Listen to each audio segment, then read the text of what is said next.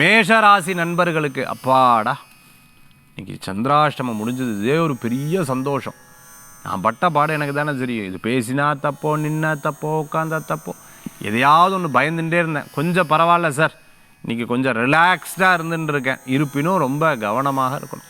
சின்ன சின்ன விஷயங்களில் குடும்பத்தில் ஒரு காரியம் நடக்கிறதுக்கு முன்னாடி அதை கன்வே பண்ணுறது தப்பு. இது அவள் என்ன நினைக்கிறா அப்படின்னு அந்த சூழ்நிலை பார்த்து பொறுத்து நினைத்து அதுக்கு தகுந்தாப்புல அந்த காரியத்தை செய்து கொள்வது நல்ல பலன்களை கொடுக்கும். கேமரா சம்மந்தமான பிஸ்னஸ் பண்ணிட்டு இருக்கிறவங்க, ஹார்ட்வேர்ஸ் வச்சுட்டு இருக்கவங்க, எலக்ட்ரானிக் சம்மந்தமான கம்ப்யூட்டர், லேப்டாப், செல்ஃபோன் கடை வச்சுட்டு இருக்கிறவங்களுக்கு அனுகூல்யம் தேடி வரக்கூடியது. ஈவெண்ட் மேனேஜ்மெண்ட், அதே சமயத்தில் பூக்கடை, மாலை கடை, துணிக்கடை வச்சுட்டு இருக்கிறா, மிகப்பெரிய ஃபேக்ட்ரி நடத்திட்டு இருக்கிறா. திருப்பூர்லலாம் பெரிய ஃபேக்ட்ரி, சூரத்துக்கு போய் அந்த பொருட்கள்லாம் வாங்கிட்டு வந்து ஆன்லைனில் பிஸ்னஸ் பண்ணிட்டு இருக்கிறவங்க. அதே மாதிரி பார்த்திங்கன்னா ஹோம் ப்ராடக்ட், ஹோம் டெக்கரேட்டிங் பொருட்கள்லாம் விற்பனை பண்ணிட்டு இருக்கிறவங்களுக்கு அருமையான வாய்ப்புகள் தேடி வரக்கூடியதாக இருக்கும்.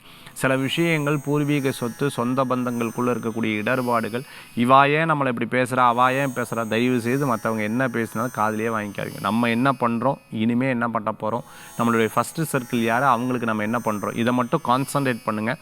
எல்லா விஷயங்களும் உங்களுக்கு சரியாயிடும். இன்றைய தினத்தில் வழிபடக்கூடிய தெய்வம் பார்த்துட்டிங்க அப்படின்னா முருகப்பெருமான் வழிபாடு வெற்றி வழிபாடு.